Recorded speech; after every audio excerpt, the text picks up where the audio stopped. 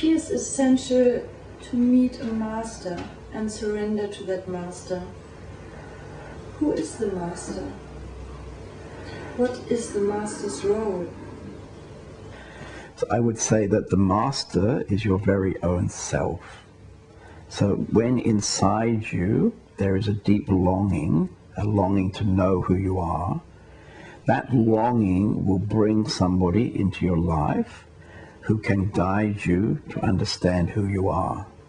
And this one who appears, we can call the master. This one is your very own self. And the job of that master is to show you that you are not different to that master. That's the work of the master. The master's role is as a reminder.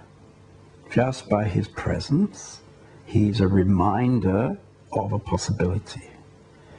And this reminder is rare. And so the possibility of meeting a master is the possibility of a constant reminder of who you are. And who you are is immediately reflected from the master. So the master's main role is to provide this reminder.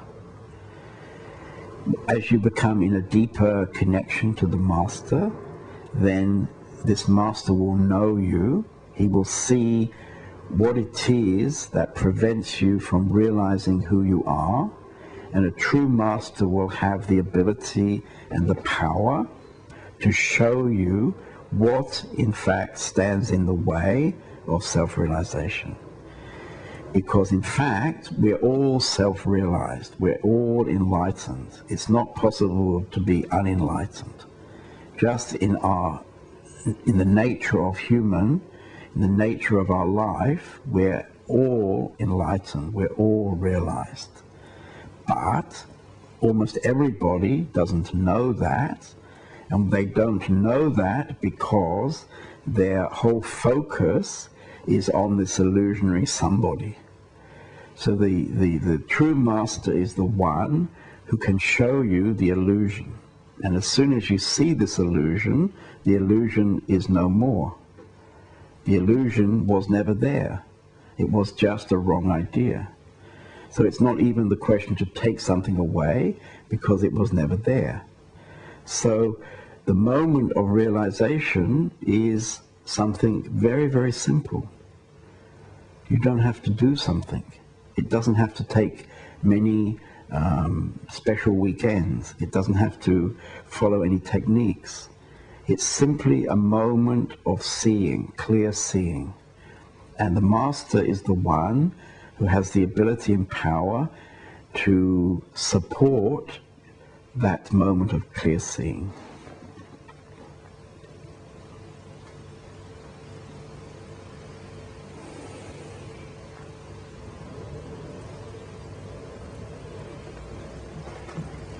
Traditionally, devotees had tremendous devotion in the master.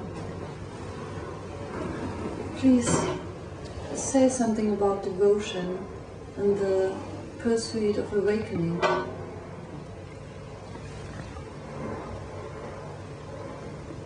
The connection between the devotee and the master is a love affair. It's a matter of the heart.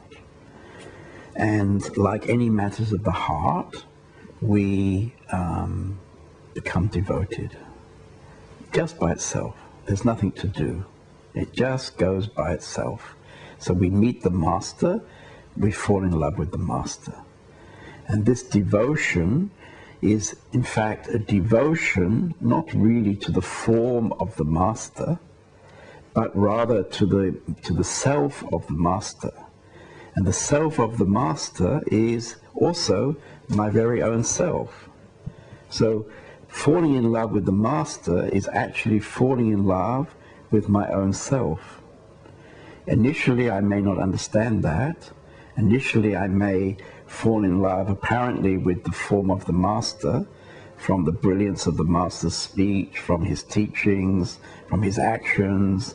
We may find him to be a compassionate, wonderful human being, and so we surrender, we become devoted. But gradually, as this connection deepens, you come to realize that the true connection, the true meeting, is a meeting of self to self. And the self of the devotee and the self of the master is the same self. So the whole role of the master is to be a kind of gateway. Standing in the gateway, the master says, "Come, come." And then just as you approach the master, he steps to the side and you walk through the gate. Something like this. How to recognize the true master? So to recognize a true master is actually not so easy. So to recognize a true master, I would suggest that the best test is if you become quiet and peaceful and still in the presence of that master, then it could be a true master. You can't tell a true master from the way he behaves or from what he's telling because inevitably masters are very unique, one by one. So there is no pattern of behavior that you can say signifies a true master. So in the end, the true master is the one who appears in front of you out of your deep longing. And when that happens, you can somehow immediately recognize this person as that one. It's somewhat akin to a love affair. When you meet your lover, you don't ask, how do I recognize my lover? You simply know that this person is your lover and there is a deep connection. In the same way, when the master appears, you simply know that this is the one. Even this master may not be the one that you had imagined. Maybe even this master may not be somebody you particularly like, who fits your idea of how a master should be. But you will know it. You know it deep inside, and it always happens in a kind of unexpected way. And what is the master's role?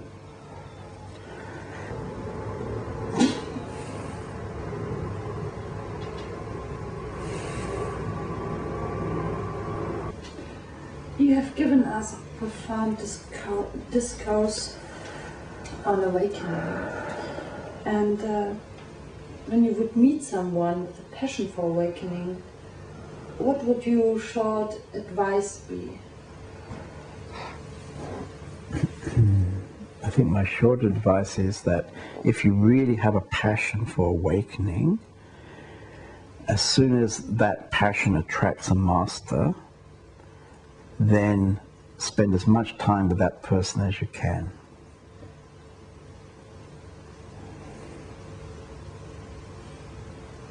Thank you.